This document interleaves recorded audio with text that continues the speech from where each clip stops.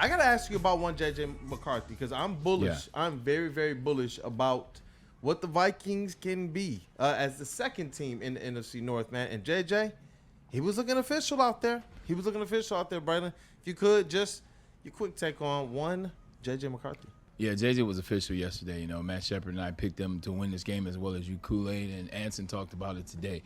JJ is a guy that is a leader. He's poised. You saw what he did at the University of Michigan. He's a leader by trade. That's why Jim Harbaugh made those comments about him. A lot of people didn't like the comments, and they thought he was trying to sell JJ McCarthy as the best quarterback that he's ever played with.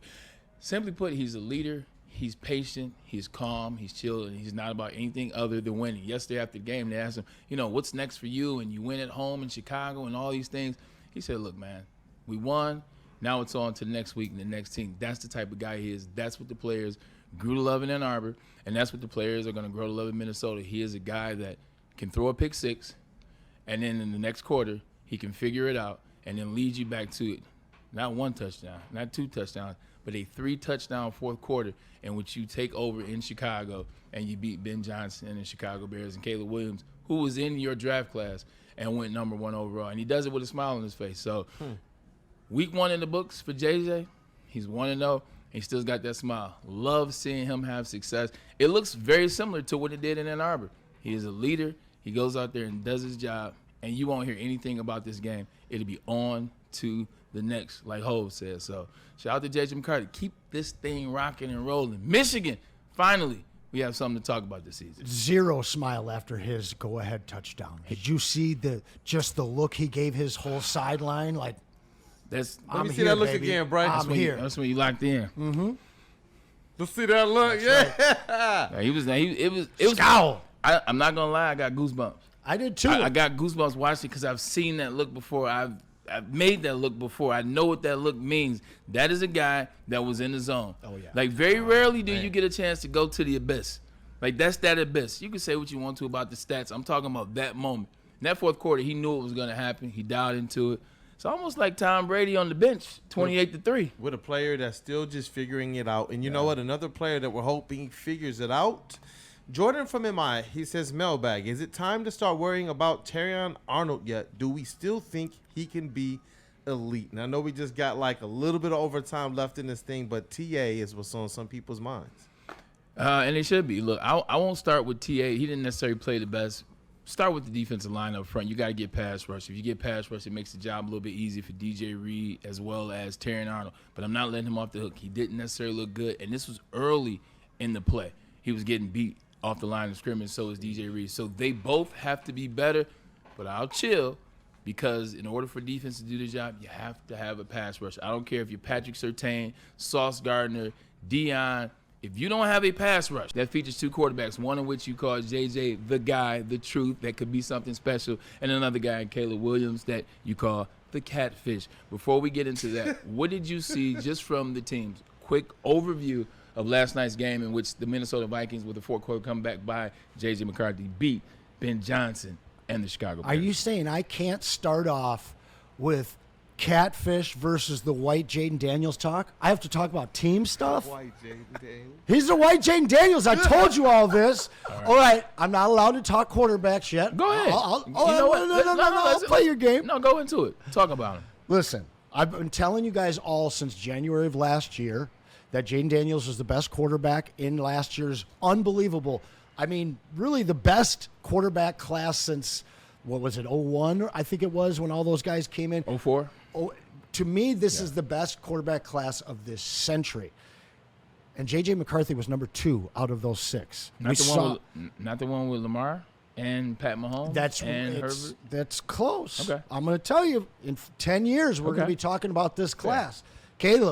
Catfish Caleb Williams, supposedly this generational quarterback, number 1 out of all 6. I don't know how you slept on or disrespected Jaden the way you did, but what I saw in J.J. McCarthy from his time at Michigan to what I saw in just one preseason game to, again, what I saw last night. Last night was an absolute microcosm of the former Wolverines' career. A guy that came in, said that he couldn't do it, a guy that was given limited opportunity to do it and said, oh, he's not good enough. And then he went and won a national championship. Same thing We saw in the preseason game last year, first half, mistakes, turnovers. Adjustment, win. Domination. Same thing we saw last night. He struggled early out, but in that second half, it looked the same way he looked against Alabama, the same way he looked in the championship game against Washington. The guy was not going to be stopped. He was going to go out and make every single play that he needed to make to win that game last night. And he did. He did more than enough. What we saw is just scratching the surface with this guy. Now, on the other side of it, the catfish, oh, man, it was a perfect catfish game. You know, you get sent a fake video or a fake photo, and you hear a fake voice, and you get told these sweet nothings, and you're real excited when things are scripted. But then when football happened, when the ad-libs start becoming important, when you have to put your jock on the line and tell him whether or not, hey, I'm a real player or I'm a catfish. And all we saw for 3 quarters in that game was catfish garbage, catfish football. That last drive where he gets a touchdown, they were letting him have all of that. They knew they were up 2 scores. They knew they were getting back into that game. You look at his stat line, and you could be like, oh, look at his stat line. I saw a whole bunch of that stuff last year where he was bad for 3 quarters, bad for the first half of the fourth quarter. Oh, and then I'm going to Matt Stadford, however we say that one, pad those stats while you're coming from behind, no shot to win. This guy lost them their game. Ben Johnson dialed up all kinds of plays. He couldn't make the reads. He couldn't make the throws. And he folded like the catfish that he is. I saw a slightly different game as it relates to J.J. McCarthy. I thought he did a tremendous job of staying poised. This is what J.J. does. He's done it at University of Michigan. Very he did it poised. at National Championship. He's done it in the playoffs. You saw him when he loses games, he takes it in, and then he comes back the next game, and he usually responds in kind. But he was poised, and he has a coach that believes him. He has a coach that is the quarterback whisperer. I don't care. I don't want to hear anything about Jim Harbaugh. I don't want to hear anything about Sean McVay. I want to talk about Kevin O'Connell, whether it's Dobbs, whether it's Sam Darnold, whether it's J.J. McCarthy, whether it's Kirk Cousins. He can find a guy, figure him out, and have some success, and that's what you saw in the second half. I would say for McCarthy, though, you know, lady and gentlemen, he had a running back.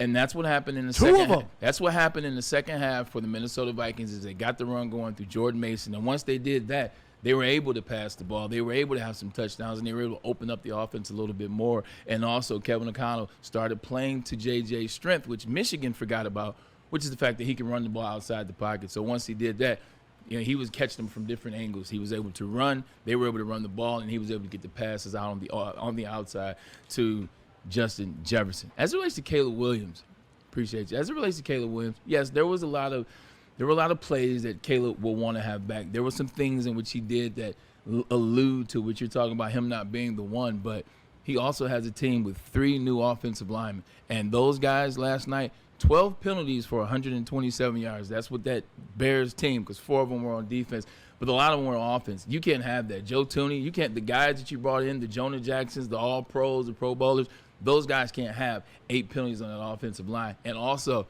the running back, last time I checked, is still DeAndre Swift, and he cannot run the ball. He did not run the ball efficiently yesterday. They had no running game. It looked very similar to another team, the Detroit Lions. With no running game, it's tough to pass the ball. So he looked great in the scripted 15, 100%. And then there were struggles for the rest of the game. I think that's the offensive line. That's congruency, and that's something that will get better, in my opinion. If you believe it about the Lions, why not about the Bears? Well, I mean, that's a loaded question.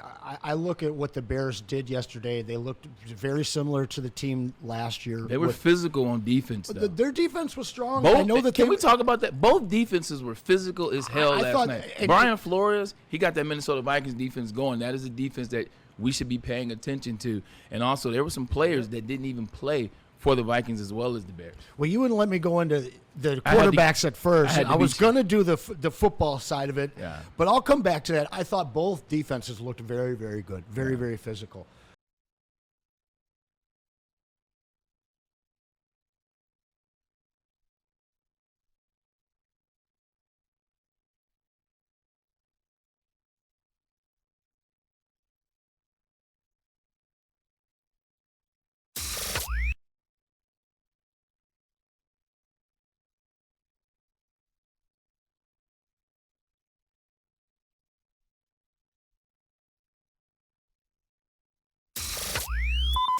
Welcome to the Braylon Edwards Show with Shep. Touchdown, Braylon Edwards. Braylon Edwards, touchdown, Michigan. Running pattern to Edwards, touchdown, Michigan. Where we bring you the best in sports, entertainment, and insight. Join us every weekday from 2 to 4 p.m. as we break down the latest games, analyze the biggest plays, and dive into the hottest topics in sports. We'll have exclusive interviews with your favorite athletes and guests, and you'll get a front row seat to all the action. So tune in to the Braylon Edwards Show with Shep. Got one-on-one going end zone. Edwards in the air.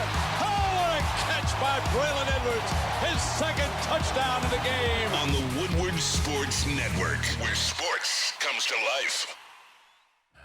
Good afternoon. Welcome in. The Braylon Edwards Show with Shep. No Shep today, but we do have a familiar face. None other than the 2-0 Michigan State alum, Anson Wells.